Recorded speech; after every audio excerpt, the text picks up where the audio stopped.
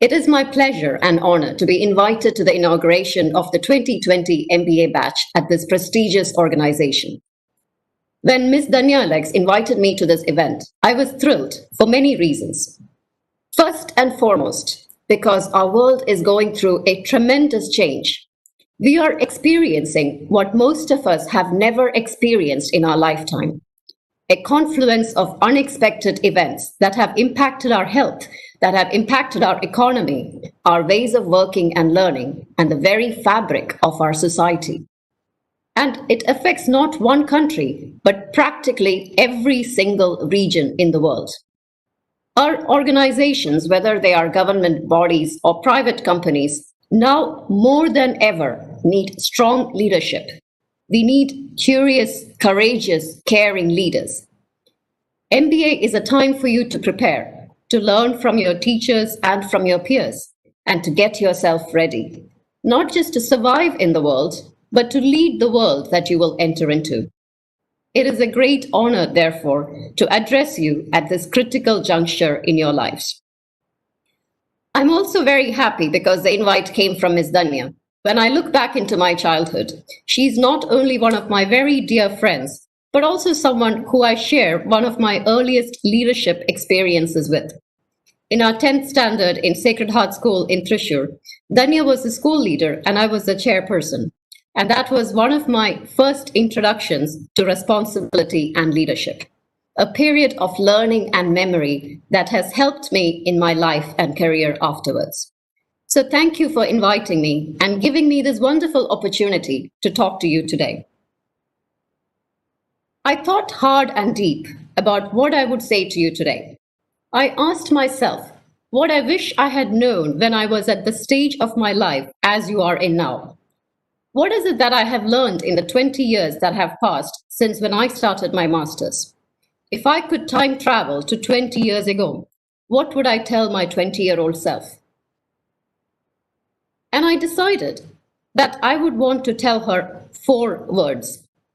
4 words that I want her to remember and understand and take with her every single day. In this wonderful day, when we are gathered here to celebrate the start of one of the most important phases of your life, the beginning of a journey towards professional success, those are the same 4 words that I want to share with you. Those 4 words are courage, curiosity, care, and creativity. So that is what I will share with you today, what these words mean to me, why I think they are the most important aspects that will determine how your future life would turn out to be, and why the world needs you, our future leaders, to understand and internalize these 4 words. Let's start with curiosity. The secret to being a happy adult is to not forget to be a child. And with that, I mean, don't forget to ask, what is that? Why is it that way? And most importantly, always ask, what if? I work in the technology sector. This is a sector where things change ever so constantly. The work that I do on a daily basis and what I learned in computer science in university are so vastly different that I could not possibly rely on what I learned then to help me to be successful. But what I do appreciate out of that period, and what has helped me through the years, is the ability to stay curious, which translates into an ability and eagerness to learn. Very simply, ask yourself, when you are confronted with something new, how do you react? Do you go towards it or do you run away from it? Are you attracted towards zones of your comfort or zones of your discomfort? When I was 15, I had just finished my SSLC. I had started my pre-degree at St. Mary's College in Thrissur. And in 2 years, I probably would have appeared for an entrance exam, and either on merit or a sports quota or a combination of the two, I probably would have gotten into a professional college. The path was reasonably clear, and it was a well-trodden, well-worn path walked by many others before me. And then, all of a sudden, unexpectedly, I got a scholarship to study in Singapore. I was 15, and the thought of going far away, alone, to a country that I knew no one else in, I won't lie to you, that was scary. But it also made me very curious. I asked myself, what if? What would life be if I took up this opportunity? Who would I become if I took this unexpected turn?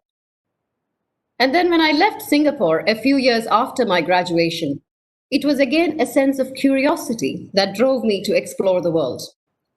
By now, I have lived in 9 different countries and worked and traveled to many, many more.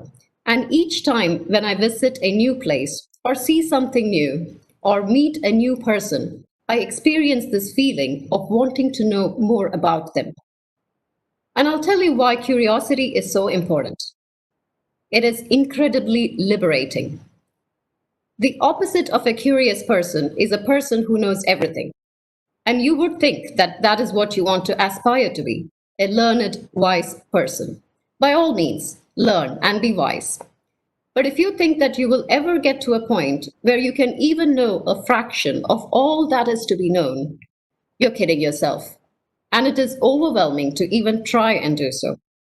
When you let yourself be curious, you free yourself to experience the world without the pressure to control it or to know it all, but to approach this with an open embrace and let it come to you. In my job, as you know from the introduction, I lead Microsoft's largest business group in Middle East and Africa. I lead the business over 87 countries with a team of experts, people who have spent decades working with cutting-edge technology, who are deep experts in their field. And my job is to use all of that expertise to invent and realize the future, to imagine what the future of work would be like, to try and create a vision for how should we all work, live, and learn in the future, and to enable people to make that vision a reality through the use of the right technology at the right place at the right time. So what does that job entail, and how do you become successful in a job like that? When I was in your shoes 20 years ago, I would have answered, learn the job, learn how the technology works, research how people work, do the analysis and come up with the answers. But now, with hindsight, with the benefit of actually doing the job, with the wisdom of years, I would say, don't come up with the answers. Ask questions. And not just the questions, but listen. Listen carefully to everything that is said and everything that is not said. Learn to read what people want, but also to read what people need. Many a time in business or in leading an organization, what separates those who make it big and those who don't is the ability to spot the trend that will pick up. The ability to make the decision that most people will not understand why you make that choice, but will eventually turn out to be the right one. And this is especially true in technology or in any sector that is fast moving, which at this point, I would say every sector is technology driven and fast moving. But how do you train yourself in that skill? The skill to see before everyone else sees. The answer is curiosity. Give in and accept the fact that you do not know. You will never know. But you can be the one who is the most eager to learn and the most eager to figure it out. And the way to do that is to find your inner child again and to always ask, what is this? Why is it this way and not another way? And my favorite question of all, what if? You would think that this is so easy. But being curious does not end with asking questions. Of course, you need to listen to the answers, said and unsaid. But most importantly, you need to persevere until you find the answers. In every organization, there is no incentive to provide the right answers. Technically, most questions in real life, unlike an examination, don't even have a right answer. In fact, most answers you get to your questions will not be answers at all. They will be deflections to the questions you ask. Persevere until you know deep down that your questions are answered, and then it is time to ask the next question.